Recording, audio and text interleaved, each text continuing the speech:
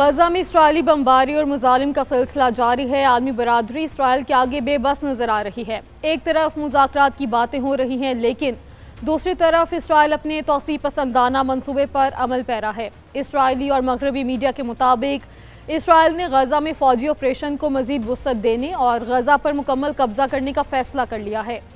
Israeli वज़ीर आज़म Netanyahu ने इसका बाकायदा ऐलान भी कर दिया है।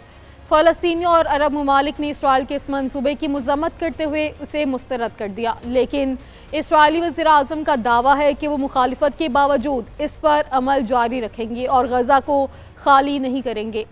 नेतन्याहू ने गजा में फ़ौजी कार्रवाइयों को भी तेज़ करने का हुक्म दे दिया। इन इलाकों पर बड़े और तबाहकुन हमले किए जाएंगे जहाँ ये शोबा है कि हमास ने इसराइली अरगमाली रखे हैं। नेतन्याहू ने काबीना को एक ऐसा मंसूबा पेश किया है जिसके तहत न सिर्फ गजा बल्कि लबनान और शाम के कुछ हिस्सों पर कब्जा करके इसराइली सरहदों को तौसी दी जाएगी। अब सवाल ये है कि क्या अमेरिका इसराइल को गजा और हमसाया ममालिक की ज़मीन पर कब्जे से रोकेगा या खामोशी इख्तियार किए रखेगा। मगरबी माहिरीन के मुताबिक अमेरिका और इसराइल के ताल्लुकात गहरे तारीखी और स्ट्रैटेजिक नौयत के हैं।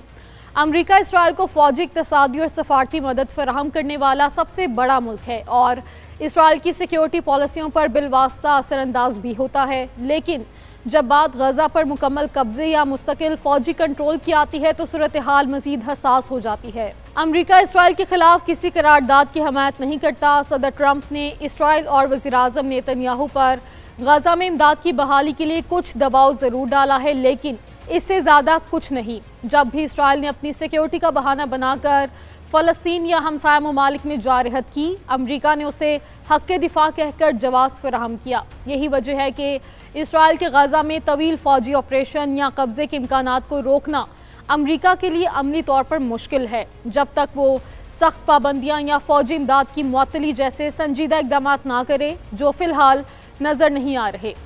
मशरिक़ वुस्ता आलमी सियासत और इंसानियत के बदतरीन बहरान की अलामत बन चुका है।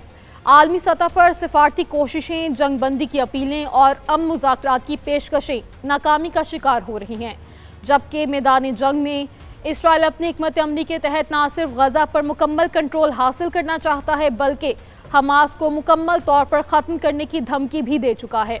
वो फ़लस्तीन में अपनी कठपुतली हुकूमत लाना चाहता है जिसमें हमास और इसराइल मुखालिफ ग्रुप शामिल ना हो।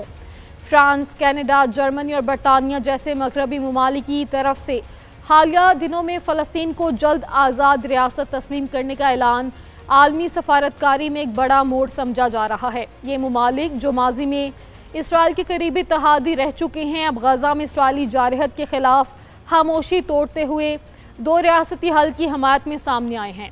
इस फैसले का एक पस मंज़र अमरीका और यूरोपीय अक़वाम के अंदर बढ़ती हुई अवामी बेचैनी भी है, जहाँ आम शहरी गजा के बहरान को एक नस्ल कुशी समझते हैं।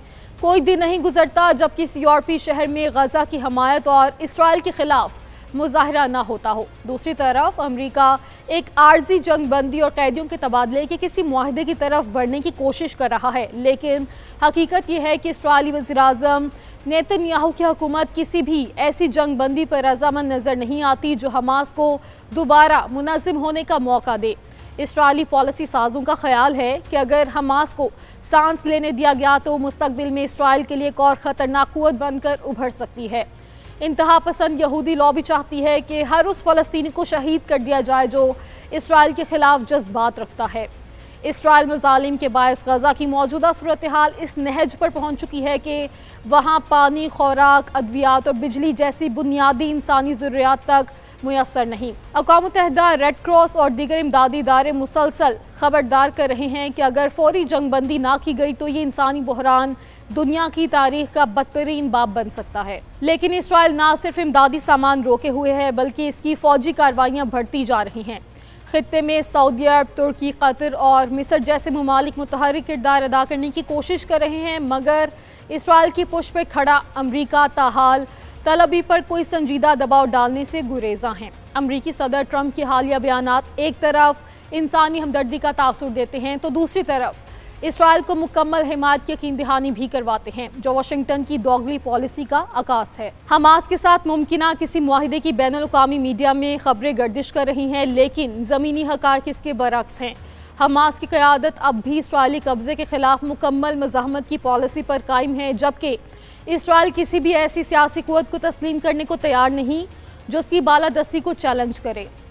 नतीजतन मुज़ाकरात का इम्कान कमज़ोर और फायरबंदी का तस्वुर वक्ती दिखाई देता है। मुश्किलात के बावजूद हमास किसी न किसी तरह गज़ा में ख़ुद को ज़िंदा रखे हुए है और इसराइली फ़ौजियों के ख़िलाफ़ मज़ाहमत भी कर रही है।